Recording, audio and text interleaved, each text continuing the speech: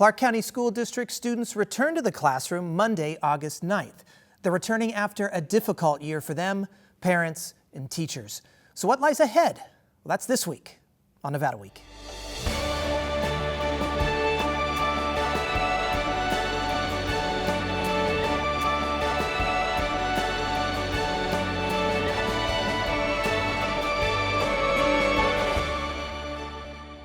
Support for Nevada Week is provided by Senator William H. Hernstedt and additional supporting sponsors. There is no question that last year was a difficult one for students, teachers, and parents. Now, with the new school year starting, there are more difficulties ahead. We'll talk with Superintendent Jesus Jara about the school year in a moment, but we start our discussion about the upcoming school year with April Corbin-Gurnis, education reporter for the Nevada Current. Tammy Hance-Lair, the Chief Executive Officer for Communities and Schools, and Rebecca Garcia, President of the Nevada PTA. Well, thank you so much for being here. We really appreciate it. And, I think we need to start maybe by reflecting on where we've been over the last 18 months. And remember that we had, of course, our closures and different iterations of virtual school. And then, of course, a slow hybrid and then a full hybrid last spring. And now here we are in the fall with almost, I should say, because we do still have distance learnings, but almost a full enrollment back into regular school. And I wanted to start off with, let's talk about some of the positives here and talk a little bit about what you are encouraged or most excited about for the school year to start. And Rebecca, I'd love to start with you. Well, I think for me, it's seeing my own kids' excitement to be able to go back into classes with all their peers and really experience school again. And that seems to be what I'm hearing from parents across the valley, is that people are just happy to have that school community back. And I think that was what was missed. Even though teachers did a tremendous job trying to make up for the difference, it's hard to replicate being in a class with your peers, going out on the playground, or if you're in high school, doing those extracurricular activities. And so I think that's really, there's a sense of excitement. There's a little hesitancy to see how it's going to go, but there's definitely excitement to just feel like there's that return to community and in-person learning. And those aspects are so important to the school experience, and then so important, of course, to the entire learning experience too. Well, and really it's important, I think, for youth development.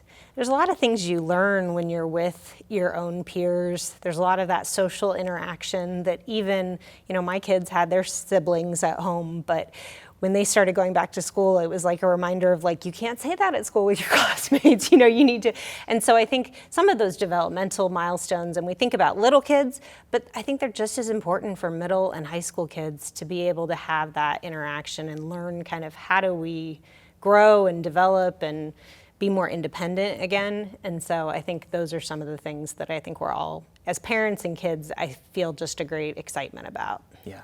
Tammy, let's get the perspective of community-based organizations, and of course Communities and Schools is in 57 schools with a predominantly low-income populations. Let's talk specifically about those schools. And again, we might assume that Communities and Schools shut down a lot of your services with closures, but that's not the case. It is not the case. Not the case at all. So let's talk about maybe where you've been and also where you guys are going. Sure. Well, you're right, we didn't close. Communities and Schools, that was our role, right? We put the community into the school, and we pivoted that, and we took the school and really put that into the community. So we continued services with home visits, with well checks, with delivering supplies to our families and our students, making thousands of phone calls to check in and make sure that everybody was okay and had the basis that what we needed. And I think what we all learned was that people, our children specifically, get more out of the school building than just the reading and writing and the arithmetic, right? Their basic needs are met on many occasions. Their social emotional health is so needed, the mental health most importantly, and that's what we're most excited about. We are so excited to have our kiddos walk in those school buildings with that anticipation. If everyone remembers your first day of school with that anticipation, we have students that have never actually seen a schoolroom, right? Because they were in virtual learning. So to be able to have them be in there and then visit our resource rooms in our 57 schools and, maybe check out what's going on, see whatever basic need that maybe they weren't able to get at home and be able to eliminate that barrier for them. That is a huge, just really great game changer for us to be able to pivot and go back into putting community into the schools. Community into the schools, building so important, being able to go into buildings. April, I need to go to you because on the reporting side here, of course, you've been also in lockdown and not had the connections maybe you would to report. How has that changed and what are you really excited about in reporting on the new school year here? The past year and a half has been so dramatic, and it's been putting out one fire after another, right? Like when we pivoted to online, it was, all these kids don't have laptops and computers, so now we have to do that. And it was so responsive. And finally, I think to a certain extent, we're getting to a point where we can sort of be proactive about the education experience. So now we're seeing CCSD start to do new reform policies, and they're starting to change things and get back to making education better rather than just trying to survive the pandemic. Even though it's not over and there's still concerns, for a large part of it, they're moving forward. They're starting to build on education, which is going to be exciting because, as we all know, there's a lot that can be built on. There's a lot that can be improved in our school system, and I'm glad to start seeing that move back to that. And from a policy perspective, Nevada is getting over $1 billion worth of federal relief to go to education. CCSD and the state, they are in the process now of figuring out how to spend that money.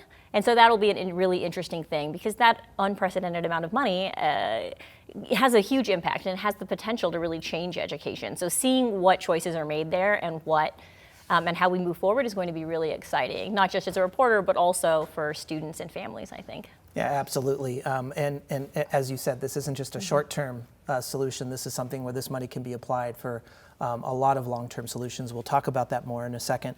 Rebecca, I wanted to come to you. Let's talk a little bit about the concerns now as schools reopen too, and some of the things, particularly from the parent perspective. We need to remember that our COVID numbers are still increasing. Learning loss is a big thing on a lot of people's minds right now. What are parents telling you? I think there's a general concern just about logistics. Obviously, there's been a lot of discussion about going back to universal masks, but really parents are asking questions about how are things going to happen if a child does get sick? What is the quarantine policies? How are we going to, if, for example, my entire child's class has to quarantine for a week, how is that education going to move forward? Because like you said, I think there's a definite concern from families related to learning loss. And I know, again, I appreciate the immense work that was done by educators, but the reality is that distance education didn't work for all kids. So there are kids that did succeed well in that, but there are a lot of kids, including some of my own, that really struggled. And so I think parents are kind of in this struggle right now looking at the community numbers, there's very little information coming out from CCSD right now regarding any of those logistics. The emails that we're getting is just reminders about masks, and parents are asking about sick rooms and that pivot back to distance learning if it has to happen. And right now, CCSD is essentially silent on that. And so that's causing a lot of anxiety for families, but at the same time, it's coupled with that, but I know my child needs to be in school, or will distance learning work? And obviously, there's changes too happening with distance learning. So most distance learning in CCSD is going to be exclusively at Nevada Learning Academy. And so for parents, it's a choice of, if I don't feel like in-school is going to be the safest option for my child, now it's not keeping them at that same school and choosing distance learning, it's actually needing to unenroll them and move them to a different school. And that's always, again, a choice that raises a lot of questions for families. So I think, there's a challenge right now because I think families have a lot of questions, and unfortunately, I don't feel like CCSD is giving very many answers to those questions right now. And school starts Monday morning. My son has to be there at 7 a.m. So the time is ticking on those things. The time is of the essence, and I want to bring it back, Tammy, to the community conversation and where communities and schools fits into something like this, and then where some of the schools that do serve predominantly low-income families, low-income students. Are you feeling the same? Does it seem like there's a little bit of a communication gap, and where exactly communities in schools fits into this? Listen, we link arms with our school district partners and try to work with them as much as possible to be able to, figure out whatever barrier it is, and then how can we jump in and help, right? So when schools closed down, Communities in Schools was one of the first ones at the table that raised our hand and said, we will help connect every student to a laptop and every student to internet. And so we did that. So as we continue now into this new normal that we live in, we definitely are working with our district to make sure that we can open safely. But we all know that when our students are hungry, or when they've experienced trauma at home, or when they don't have the basic needs, that they can't function in school. And so for us to be able to continue to open our resource rooms safely and continue to eliminate those barriers, that's the work that we continue to do with the school district, and so are really proud to do that. So you mentioned we're in 57 schools. 57 schools means that I have at least 57 site coordinators that are in that school building every single day. So they'll be working very closely with their administrators, their teachers, their counselors to follow whatever protocols we need to follow, but to make sure that our kiddos walk in and have what they need to succeed on day one. And we'll continue to do that. Between closures, hybrid learning, and COVID mitigation mandates, students, parents, and teachers have struggled. Well, joining us to talk about the return to school is Clark County School District Superintendent Jesus Jara. Superintendent Jara, thank you so much for being here, especially in a very busy schedule, I'm sure this week more so than usual. Yeah, no, I'm excited to be here. No, thank you for having me. Absolutely. This week is so exciting. It is. And very nervous for parents, for new teachers, for administrators, I would assume, and of course for students. I don't know if you get this question, but what are your feelings as superintendent here? No, well, it's been a great week. Excited, nervous, anxious, but more so relaxed, I think, than last year. Last year I still remember that last weekend as we were getting ready. I said, "How are we going to open up schools virtually?" Right. So this year, I know that going through distance education, there was a lot of challenges, and we didn't get a lot of things right, but we tried, and this community came together on behalf of our kids. So this year, we've learned a lot. I think our staff, our parents are excited. I believe our kids are excited. They had a great summer. I think summer was well received, and we're looking forward to Monday morning, August 9th, to welcome all our kids back to school. When we had you on the show last time, it was right before the full hybrid reopening, if you remember. We had a couple of your staff members on as well. And two things you applauded were teamwork and adaptability of your team there. Let's go to where we are now. What are you applauding your team? I think persistence, resiliency. Our team is, all 42,000 employees are focused on our kids and the community. We are ready. We are ready as ready as we're going to be, but really I think the persistence, the resiliency on behalf of our students is really by far, I would continue to celebrate them. Yeah. It isn't a normal school year. Yeah. I mean, let's not forget we are still dealing with COVID, and unfortunately we're seeing test positivity rates rise to higher rates than when we were at reopening with the hybrid, actually when we were still in full closures here, and now you're dealing with that. Yeah.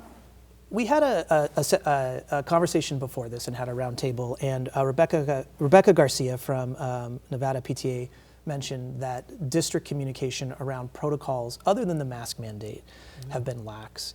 If I'm a parent and I want to know what's going on, and this is a major concern of mine, of what happens if there's infections in my school, what do you say to that? Well, the protocols haven't changed, right? We had kids in school when we were going through the pandemic. They have not changed since March 1 of 2021. One of the things that obviously we have now quarantine and we have contact tracing that we're going through. So I hear that and I go back and I'm saying, well, we're going to continue to doing the same thing we did last year, that we did throughout the summer.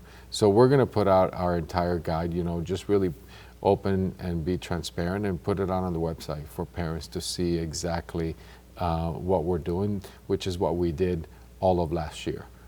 Still working with the Southern Nevada Health District. Now the mask mandate that we put out there is just really one of the mitigating strategies, but it's going to be up on our website for our parents, for our schools, and communicating it out 366 schools. Our principals will be ready. Now that's the more immediate things that aren't changing. Let's go back to pre-pandemic. So much has changed in a normal student's life going to school. But let's highlight some of the things maybe that are going back to how they were during pre-pandemic in this school year. Well, we're going to have athletics. We're going to have band. We're going to have all the extracurricular activities. Just going to be with masks. There's some mitigating strategies that we're putting in place. Being in our classrooms. What we are seeing is that we're seeing parents making that choice to more of the online, the Nevada Learning Academy. So we're seeing an increase there, which is a parental choice for whatever reason, and we're accommodating them. But I would just tell you, our teachers in the classrooms with our kids, bringing them in is going to be very important for us. So those are some of the things that we're seeing. The lunchroom, obviously, it's going to be a little bit of a hectic, and I would say anxiety for us because of contact tracing. But it's just ways that we're going to keep our kids safe and our staff safe as well. Let's talk a little bit more about the school system in general. Still talking about where we are with reopening here. The Review Journal reported that the district is facing widespread staffing shortages. I looked at some of these numbers. I looked at them a couple days ago, so correct me if they're not completely exact, but 796 licensed and certified job openings right now. That sounds like a lot. Is it a lot? Well, it is a lot. I mean, it's too many. When you look at times 30 kids, 35 kids, that's a lot of kids without a licensed educator. But I was on a KNPR this morning with John Villadita. This is not a Clark County issue. I was on the phone so many calls, right, nationally with my colleagues across the country. Teacher vacancies are widespread. Bus driver vacancies are widespread. And I think some of the businesses, when they opened in this community as well, getting employees to come back, it's a concern. Yeah. And that it is too many. But it's I would tell you it's a national issue of folks going into education. Yeah. So we are working together with our higher ed community, and how do we then long-term address this teacher shortage? Yeah. When I got here, it was pretty similar numbers. We dropped it last year. We opened up with less. I think everybody stayed output, didn't move because of what we were dealing with. Mm.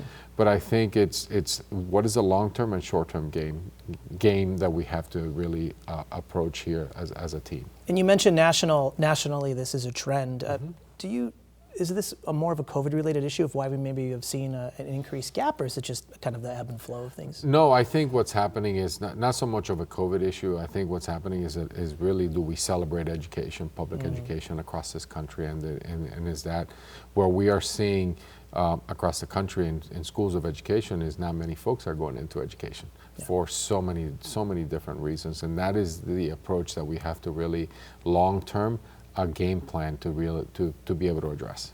Something that ties right into this is the Focus 2024 strategic plan you have. I know staff strengthening staff, expanding staff is a big priority of that.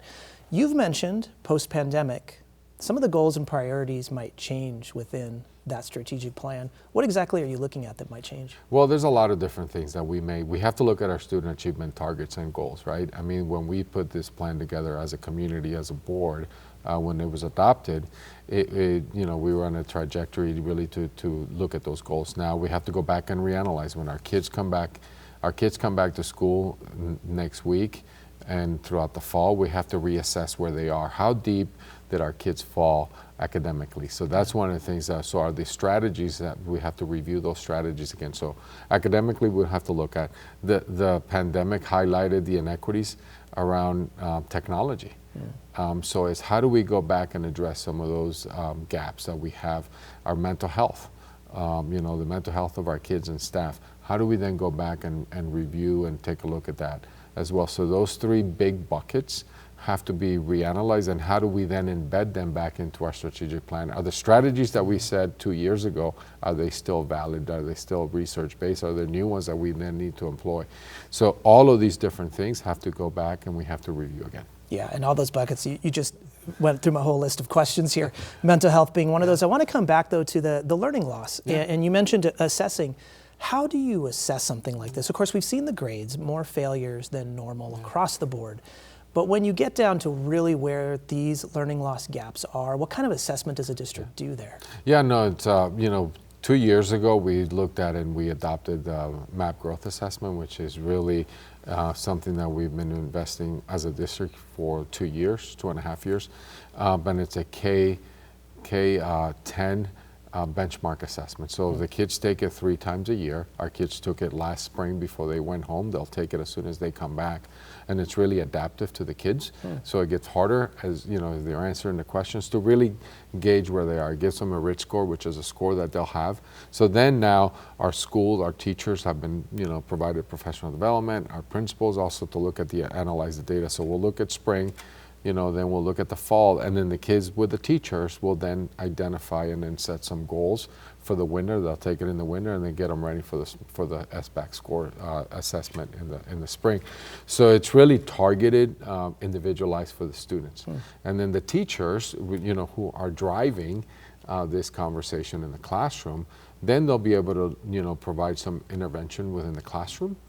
Looking at what instruction, what benchmarks the kids need to strengthen, or where have they already met the targets there. So it's very adaptive and individualized for the students. Mental health, another big bucket you talked about here. Big interventions that the district went through during our closures and then into hybrid now.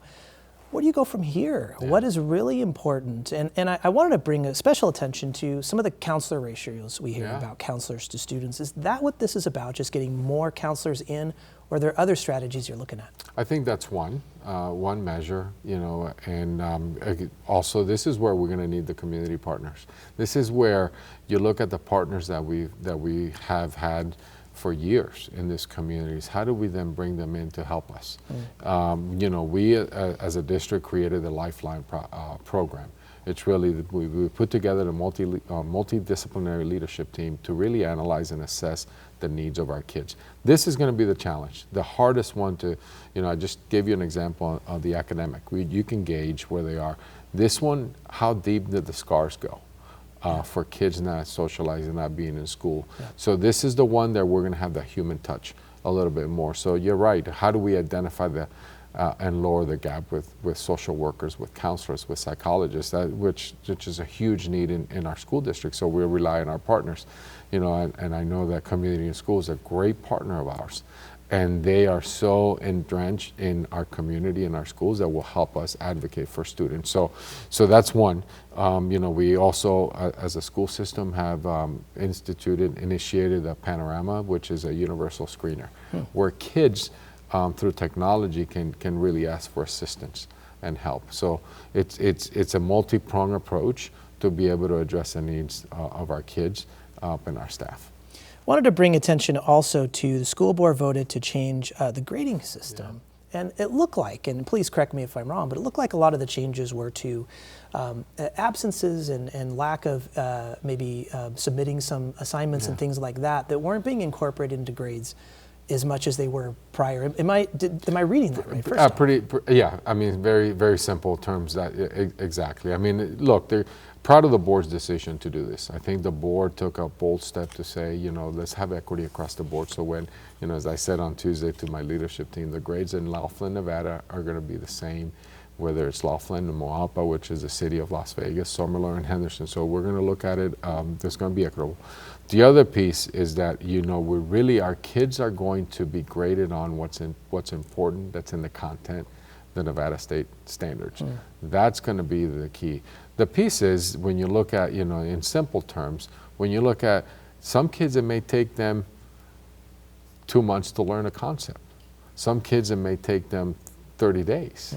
So why are we going to penalize a kid that really takes them a little bit longer to learn some of these concepts, or whatever it may be? You look at, in mathematics, if you don't learn some of the simple concepts, then how do you get to be able to meet, as complex math may be? Not a math teacher, but it's conceptual. So you have to learn some, obviously to add before you can multiply and do some of these other things that are in the algebraic thinking.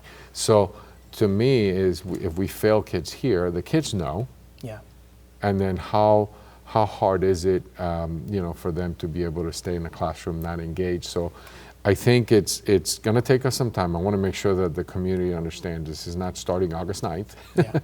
This is going to be a long process for us. I would see it's going to be a multi-year approach where everybody is, but we have to start somewhere. This has been something that our principals here have been studying for 10 years. So let's do it when we come back and do it right and do it carefully, slowly as we transition to a new grading practice for our schools. We got about a minute left. Okay, and sorry. It's okay, and I've got another long-term question for you, unfortunately, here too, but it's funding. And $777 million coming from federal relief sources. How much of that's going to fill budget holes, and how much of that might be used for this future planning you're talking about over the next 10 years? Maybe? Well, great question. It shouldn't be to the federal government made it very clear, as a matter of fact, I was on a call this morning. Federal government has been clear that you can't, cover up budget holes in state requirements or state responsibilities. That's number one. Number two, for me, I gave you my 3 priorities as a school system, but we are right now in a community input process. I want to make sure that this community, I don't have a plan. There's some things that I'm prioritizing, but this is where the community is really giving us input. Is what does this community want for our kids? I want this to be a kids first agenda with using of these dollars. Very important. We're out of time. I'd like you to come back and let's talk about that community input part of it. I think that's a very interesting aspect to how the district is going to use the funding. But thank you so much. We really appreciate you being here. Thank you for having me here. And thank you, as always, for joining us this week on Nevada Week. For any of the resources discussed on this show, please visit our website at vegaspbs.org/Nevada Week. You can also always find us on social media at Nevada Week. Thanks again, and we'll see you next week.